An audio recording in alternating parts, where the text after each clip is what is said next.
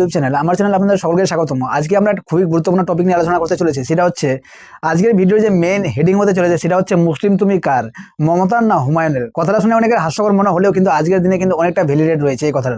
দেখো, আমরা এতদিনে জানতাম যে বঙ্গ রাজনীতিতে যে মেজরিটি ভোটার রয়েছে সেক্ষেত্রে কিন্তু যে মুসলিম ভোটার রয়েছে মেনলি যে 30 থেকে 32%, সেটা কিন্তু টিএমসির খাতায় যেত, তোমরা সকলে জানো। এরপরে ধরো যে একটা যে রিসেন্টলি একটা দল গঠন করা হয়েছে হুমায়ুন কবিরের দ্বারা, জেইউপি, জনতা উন্নয়ন পার্টি। এক্ষেত্রে কিন্তু কিভাবে জেইউপি না জিতেও কিন্তু টিএমসির কতটা ক্ষতি করতে পারে সেই সমস্ত কিছু আজকের এই ভিডিওটির মধ্যে আমরা জানার চেষ্টা করবো। কেন ক্ষতি করতে পারে? দেখো, ইন্ডিপেন্ডেন্ট পার্টি যে কোনো দল যে কোনো ব্যক্তি গঠন করতে পারেন, সেটা ওনার সাংবিধানিক রাইট রয়েছে। কিন্তু ইনি যে পার্টি গঠন করেছেন, অনেকেই বলছেন যে এটা বিজেপির বি পার্টি। কেন বলা হচ্ছে? এই কারণে বলা হচ্ছে, দেখুন, একটা ব্লকে বা একটা বিধানসভা সিটে 100 জন, মানে 100 জন এই ব্যক্তি রয়েছেন। সেক্ষেত্রে যে 4 জন, মানে 30% বা 50% বা 40% যদি মুসলিম জনসংখ্যা থাকে, উদাহরণ সাপেক্ষে আমরা বলতে পারি যে ধরেন যে ইটাহার থানার যে জনসংখ্যা রয়েছে, সেক্ষেত্রে যদি 50+ যদি জনসংখ্যা থাকে, মুসলিম জনসংখ্যা থাকে, সেক্ষেত্রে যদি 4-5 জন মুসলিম ক্যান্ডিডেট বা নামি দামি মুসলিম ব্র্যান্ডেড নেতা যদি দাঁড় করানো হয়, সেক্ষেত্রে যে মুসলিম ভোটটা রয়েছে সেক্ষেত্রে কিন্তু ওটা কিন্তু ডিভাইড হয়ে যাবে, ঠিক আছে। কিন্তু লাভবান কি হবে? যে একটা কনসলিডেটেড ভোট হিন্দু ভোটার রয়েছে, যে হিন্দু প্রার্থী দাঁড়াবেন বিজেপির হয়ে, সেক্ষেত্রে কিন্তু তিনি একটা বিপুল মার্জিনে কিন্তু জিতার সম্ভাবনা কিন্তু ওনার অনেক বেশি রয়েছে। এই জন্য অনেকে বলছেন যে হুমায়ুন কবিরের যে দাঁড় করানো হয়েছে, এটা কিন্তু একটা টোটালটাই বিজেপির বি পার্টি। এক্ষেত্রে আমরা একটা আর 2-3টা বিষয় আলোচনা করবো যে বিহারের মতো যে সেম খেলা কি এবারও কিন্তু পশ্চিমবঙ্গের রাজনীতিতে হতে পারে, বিশেষ করে বিধানসভার ভোটে 2026-এ এসআইআর প্রভাব কতটা রয়েছে, সমস্ত কিছু আজকের ভিডিওটির তোমরা সকলের ভিডিওটি লাস্ট পর্যন্ত থাকো। হয়তো অনেক কিছু তোমাদের যে ডাউট রয়েছে সেটা কিন্তু ক্লিয়ার হয়ে যাবে। আমরা প্রথমে কিছু পরিসংখ্যান দেওয়ার চেষ্টা করবো বিহারের। যে এমন কিছু যে সিট রয়েছে যেখানে মুসলিম জনসংখ্যা 60%+, 50%+, বা 40% উপরে থাকা সত্ত্বেও কিন্তু সেক্ষেত্রে কিন্তু বিজেপির ক্যান্ডিডেটটাই জিতেছে। সেক্ষেত্রে কিন্তু মহাগঠবন্ধনের যে ক্যান্ডিডেট ছিলেন তিনি কিন্তু জিততে পারেননি। তোমাদের সামনে কিছু পরিসংখ্যান রাখার চেষ্টা করবো। দেখো, ঠাকুরগঞ্জ ব্লকের যে জনসংখ্যা রয়েছে, সেক্ষেত্রে মুসলিম জনসংখ্যা 64-65% রয়েছে অ্যাপ্রক্সিমেট, এবং হিন্দু জনসংখ্যা 35% থাকা সত্ত্বেও এক্ষেত্রে কিন্তু যে মুসলিম ভোটাররা রয়েছে, যে মুসলিম ক্যান্ডিডেট দাঁড় করানো হয়েছে 4-5 জন, সেক্ষেত্রে কিন্তু ভোটটা ডিভাইড হয়ে যায়। এবং যে 35% রয়েছে কিছু মুসলিম ভোটার মিলে, যে মোটামুটি 40-42% নিয়ে যে হিন্দু ক্যান্ডিডেট ছিলেন তিনি কিন্তু ক্লিন সুইপ করেছেন বা জিতেছেন, ঠিক আছে। তারপরেরটা দেখো, তারপরেরটা রয়েছে বলরামপুর, যে বারসুয়ের লাগোয়া একটা ডিস্ট্রিক্ট, মানে একটা বিধানসভা সিট। সেক্ষেত্রে মুসলিম জনসংখ্যা বেশি থাকা সত্ত্বেও কিন্তু বিজেপির যে ক্যান্ডিডেট ছিলেন তিনি কিন্তু বিপুল ভোটে জয়লাভ করেছেন। তারপরে রয়েছে করোয়া ব্লক, তারপরে রয়েছে দেখুন বারাড়ি ব্লকে, আপনারা একটা জাস্ট উদাহরণের সাপেক্ষে প্রাণপুর ব্লক, তারপর রয়েছে কারবা ব্লক, তারপর রয়েছে দেখেন কাটিহার ব্লকে সেম একই কেস, তারপরে দেখুন কসবা ব্লকে রয়েছে, তারপরে রয়েছে পূর্ণিয়া, তারপরে রয়েছে ফরবেশগঞ্জ।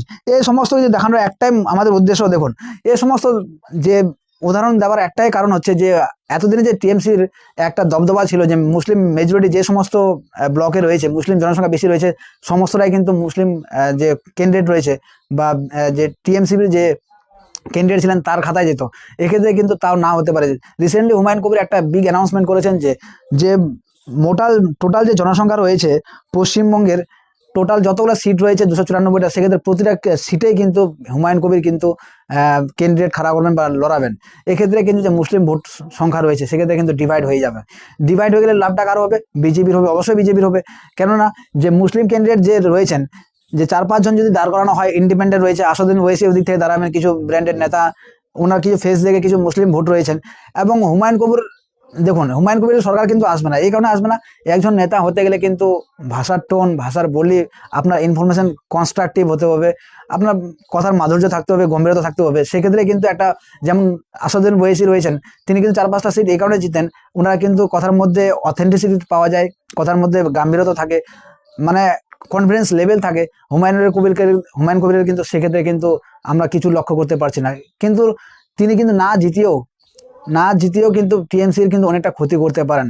এই কারণে ক্ষতি করতে পারেন, আমরা সকলেই জানি যে পশ্চিমবঙ্গের যে ডেমোগ্রাফি রয়েছে, সেক্ষেত্রে কিন্তু 95টা এমন সিট রয়েছে, বিশেষ করে উত্তরে কিছু সিটে, দক্ষিণ দিনাজপুর, উত্তর দিনাজপুর, মালদা, মুর্শিদাবাদের এবং বীরভূমের, নদিয়ার, এই সমস্ত উত্তর 24 পরগনা কিছু যে এমন সিট রয়েছে, যে সমস্ত সিটে মুসলিম জনসংখ্যা মোটামুটি 40+ রয়েছে, 50+ রয়েছে, 45-এর কাছাকাছি পার্সেন্টেজ রয়েছে।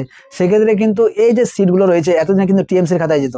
এক্ষেত্রে যদি 4-5টা মুসলিম ব্র্যান্ডেড নেতাকে দাঁড় করে দেওয়া যায়, বিভিন্ন পার্টির আসাদুদ্দিন ওয়াইসের আরেকজন দাঁড়ালো, তারপরে ধরেন যে হুমায়ুন কবিরের পার্টি থেকে কেউ দাঁড়ালো, আবার নতুন নতুন লয়ার প্রফেসররা যদি দাঁড় করিয়ে দেওয়া হয় বিভিন্ন ভাবে আর কি, ওটা আপনারা সকলেই জানেন যে কিভাবে ইলেকশনে খেলা করা হয়।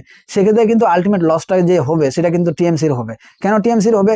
যে হিন্দু ভোটার পশ্চিমবঙ্গে রয়েছে সেটা কিন্তু কনসলিডেট একতরফা ভোট পড়বে, হয়তো 2-1% কম এদিক ওদিক হতে পারে, কিন্তু বেশিরভাগটাই কিন্তু বর্তমান আগের যে সিস্টেম ছিল সেক্ষেত্রে কিন্তু আর অতটা নেই।